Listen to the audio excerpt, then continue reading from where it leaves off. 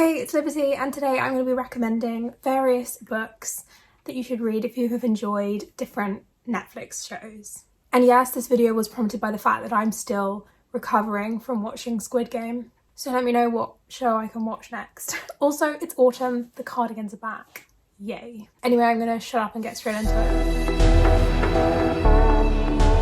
My first recommendation is for Stranger Things. Set in the fictional US town of Hawkins, this show starts with the disappearance of Will Byers. It's sci-fi horror, we're in the 80s. We follow his friends, family, the local community as they try and figure out what happened to him and find him. Whilst all this is going on, there are all these supernatural things happening around the town, including the mysterious appearance of a telekinetic girl called Eleven. I love this show. There have been many series of the show. For fans of Stranger Things, I'm recommending The Power by Naomi Alderman. Basically, it is a sci-fi book, but it is written as historical fiction. We are living in a matriarchy in the future, and this novelist is describing the events of how this matriarchy came to be, and essentially women discovered that they could emit electric shocks, electric thunderbolts from their fingers. Women suddenly have the physical upper hand in things, and the world is literally turned on its head. It's an examination of power, control, and like the power of individuals. We follow different characters as they adapt to the new reality. We have Roxy, who is in London, Ali, who sort of ends up being venerated by people around her.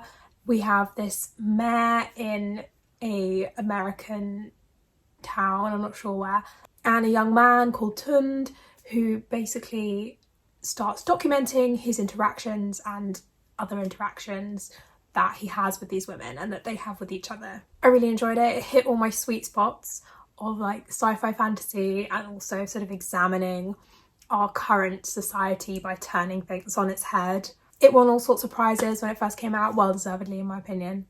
And it's going to be a television soon series, so yay for that. Read it before the television series comes out. My second recommendation is for The Crown. Now, obviously this is all centred around the British monarchy, starting with the ascension of Queen Elizabeth II to the throne, 1952, I think, and it's going to end next year as it sort of takes us through into the 21st century. Anyway, for fans of The Crown, I am recommending the Accursed King series by Maurice Druon. This is also a great recommendation for fans of Game of Thrones because George R.R. Martin was heavily inspired by this series when he was writing Game of Thrones. And it's a historical fiction series. Well, I read it's a translation because it's actually in French, the original. And it's following the English and French monarchies in the 14th century. It's the 100 Years' War, basically, which is longer than 100 years, but that's a whole other thing. The first book is called The Iron King, and it is named after Philip IV of France, who was so named the Iron King because of his ruthlessness and cold, calculating personality. Though he is such a man, his family seems to be sort of out of control. He has 3 sons with supposedly adulterous wives. His daughter takes after him the most, Isabella, the she-wolf of France, and she is the Queen of England. She's married to Edward II. They are also married unhappily. This book starts with Philip intent on persecuting the Knights Templar, who were this sort of religious order who was set up while the Crusades were happening. Very rich, very powerful. Many people resented their wealth and power, and this was his opportunity to sort of put them down and take that for himself. The Grand Master of the Templars puts this curse on him and his family and the Pope and his family and all these people for 13 generations. I actually read the first 2 books in these series years ago, and I'm currently rereading the first book because I want to finish the series because I really enjoyed it at the time, but then I think I must, university maybe, I got sidetracked. Really enjoying it. I think about halfway through it now. Honestly, if half of what these novels say are true, then wow. The monarchies of England and France have always been so intertwined and related to each other and bickering like siblings, so it's very enjoyable reading.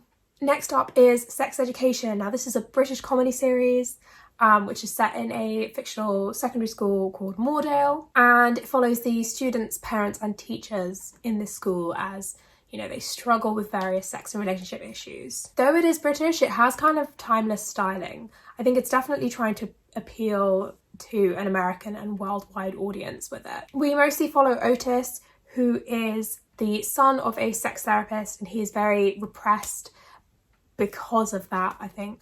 And he ends up teaming up with Maeve, who is a self-ascribed loner, to offer sex education and advice to his sort of classmates in exchange for money. Eric, as Otis's best friend, amazing character. Amy, a sort of a popular girl who ends up secretly befriending Maeve, is just comedy gold. For fans of the show, I'm recommending Middlemarch by George Eliot. Like Maeve, I started reading it a long time ago and never finished it. It's sort of a running joke that it takes ages to read, and you actually see Maeve reading it, I think, in all 3 series. Like Sex Education, we have many characters in Middlemarch and their storylines all sort of like intersect and stuff like that, but we have 2 main ones. Dorothea Brooke and Tertius Lydgate are our 2 main characters. Tertius is an idealistic doctor. He is quite naive and he struggles with being answerable to other people. Dorothea is a very rich, intelligent woman, but she struggles to be taken seriously by other people. This novel is all about class dynamics, idealism, like marriage, the role of women in society, like education, political reform. It sort of takes you through up until the 1832 Reform Act, which was this big enfranchisement. Like a whole bunch of people got the vote, like cities were enfranchised, like tenant farmers, shopkeepers, etc. It wasn't all good. It did put into law the fact that women weren't allowed to vote. So yeah, so I'm cheating because I haven't finished this book yet. But there are lots, like I said, lots of parallels between the characters. I think Otis is very idealistic and Maeve sort of has to bring him down to earth a lot of times. So the parallels between the 2 are very interesting. I promise I will finish it. I'm going to start it again and just read it all the way through, however long it takes. My next recommendation is for The Umbrella Academy. This is a series which is based on a comic book series that's written by Gerard Way from My Chemical Romance. We follow a dysfunctional family of people with superhero powers, essentially. They were adopted by a billionaire, Sir Reginald Hargreaves, and sort of makes the Umbrella Academy, and they sort of fight crimes and do all these things like as children, and growing up they sort of drift apart, and what brings them back together is the start of this series.